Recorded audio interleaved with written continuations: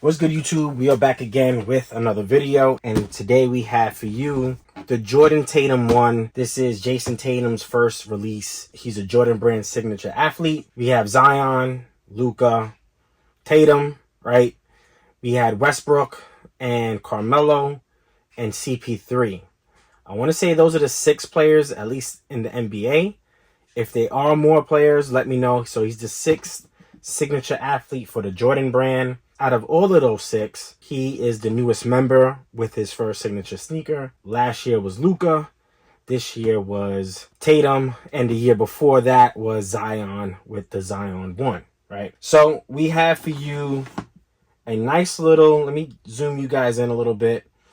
A nice little box. This actually looks a little bit like the Luka box. So the Luka box is right here. I'm actually going to do a comparison. So there's a lot of details within the box. There's a lot of designs and swirls.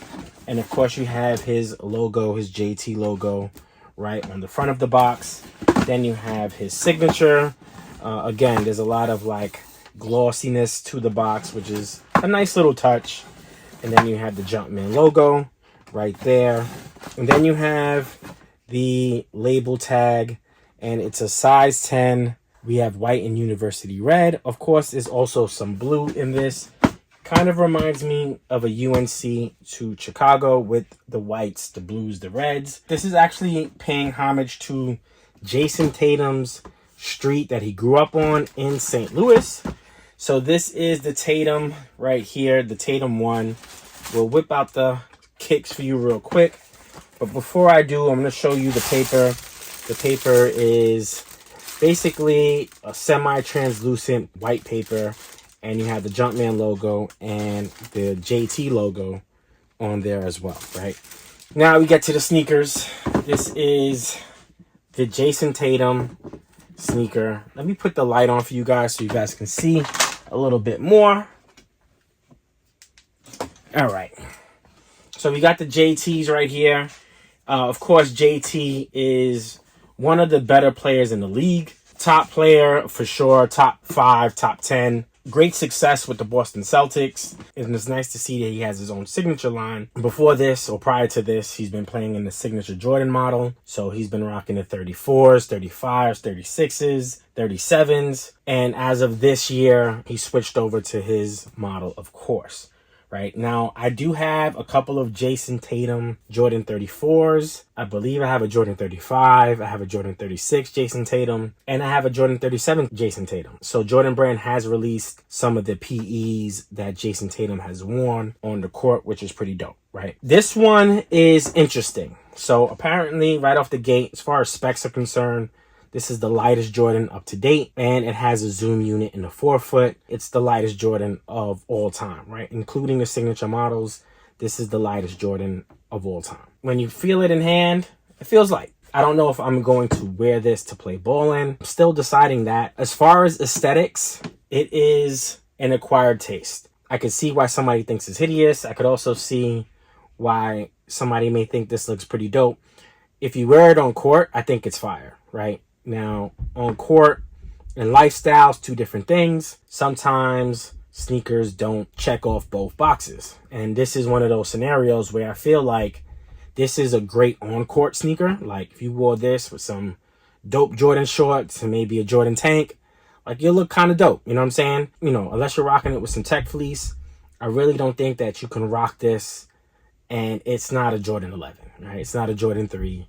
Of course, that is like the top of lifestyle Jordan sneakers. It doesn't transition into lifestyle nicely. Like the LeBron 20 is something you can rock on the court and off the court, lifestyle, all that, right? So this one doesn't really transition into the lifestyle, in my opinion. Now, you may think this is dope. So, you know, and I want you to think that. You know what I'm saying? If you think this is dope, then that's the point of this review. All in all, I do like the sneaker. I would like to try out at least one pair. Of course, I would only do it for indoor, and we're going to get into that as well. So pretty much we have, right, for you, a nice little Jason Tatum sneaker in the St. Louis colorway. And again, this one has, you know, the details of St. Louis. You have his number embroidered on. You have the Jumpman logo in the back. It's really nice. You do have cushion or foam on the back part of the sneaker. You have all of this open, which is probably why it's so light. They cut out a lot of the midsole. And then you do have a zoom unit in the forefoot. And then we take a look at the traction. You see all the stuff that's open. And that's just cutting and reducing weight as much as it can, right? You have a mesh material, regular laces. You do have some sort of whatever design this is. I wish they made this like a JT, like something that was actually significant to him. That'd be kind of cool. You do have the JT there, and then the JT logo on the tongue. And then you have some coordinates here. I'm sure this is probably somewhere he was born in, or, you know, that's how they usually do it. And then on the back of the tongue, you have Orchard Street. Hopefully I can show this to you.